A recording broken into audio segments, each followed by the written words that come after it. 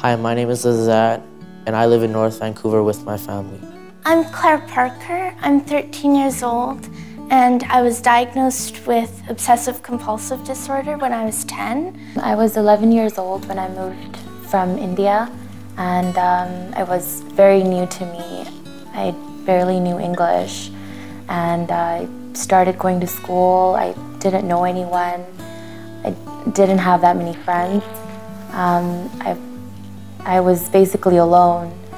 At a very early age, she showed signs of anxiety, that something wasn't right. She was always anxious. Sandeep, our youngest daughter, is a real smart and a beautiful girl. Moving to new country is really difficult for us, for being we couldn't able to communicate with people, and we struggled a lot. We couldn't able to get together our families, and it's been very tough time, I should say. We were so lost how to help my son. Azad was diagnosed with depression.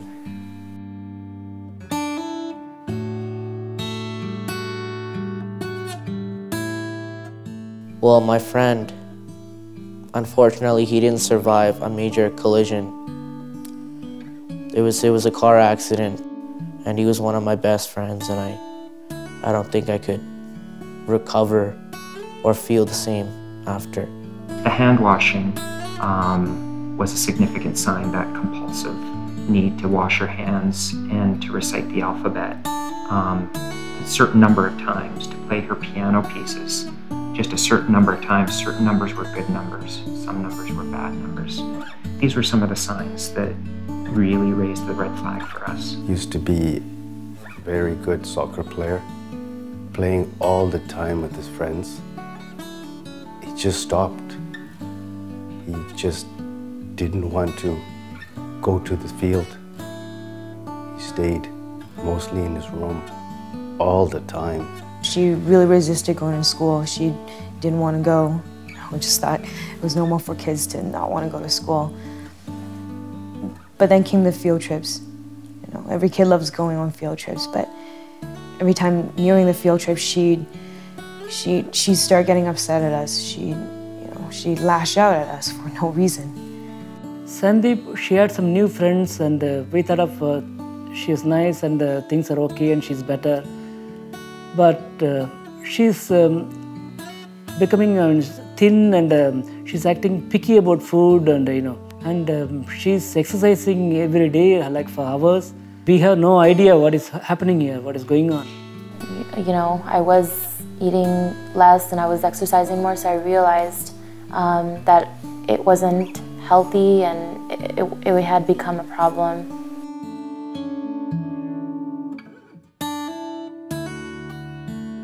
We as a family, we all sit together and eat.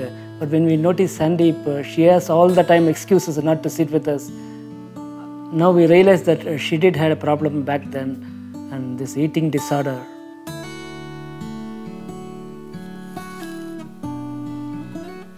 Once I started sharing a little bit more about the problem, everybody, had their 2 cents. Everybody wanted to tell us what we were doing wrong. We're like, yeah, kids that age, you need to be stricter with them. You got to make them go to school. And a lot of them said, you know what, it's just a phase. Girls her age, As much as I like to believe that, but as a parent, there's always something inside you, and you know that there has to be something deeper than that. There has to be something wrong.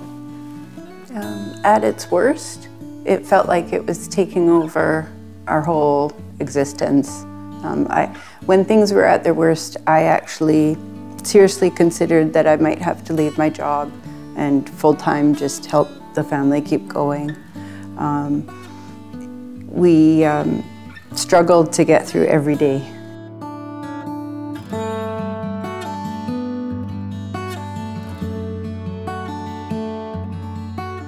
Mental health problems in teenagers and children can be really difficult to see because they're not like a broken arm or a fever where we can see them, and sometimes children and teenagers don't know how to talk about them. Sometimes they may have behaviors which the parents or teachers may see are normal, but they may actually be a sign of a serious emotional problem. Mental illness, in fact, can really affect everyone. And some of the world's greatest minds, greatest geniuses, most famous artists, singers, sports people, leaders have had mental illness. There's no correlation between intelligence, achievement, hard work, who you are, what kind of family you come from, and mental illness.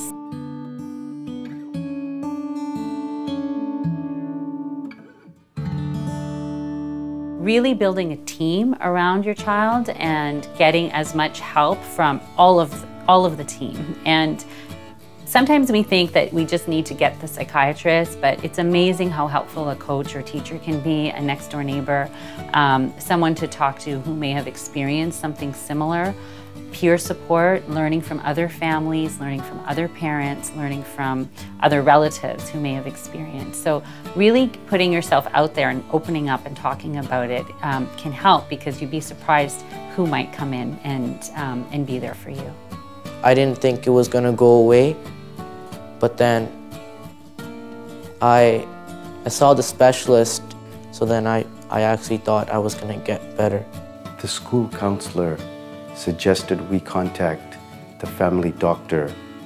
It was wonderful to talk with someone who understood completely what we were going through and who we could sit down with and map it out what the trouble was. Now that I have the tools to face my OCD, I feel like I have a brighter future. I talk to my parents now and I feel great. A great resource is the Cut03 Mental Health Resource Center at BC Children's Hospital. They're really helpful. They have people who speak different languages. They have publications, online resources. You can call them, you can go in person. They will help you find what you need in your community. Families who are concerned about the mental health of their children can seek help. They can ask their family doctors. They can ask their pediatricians. They can ask their school counselors.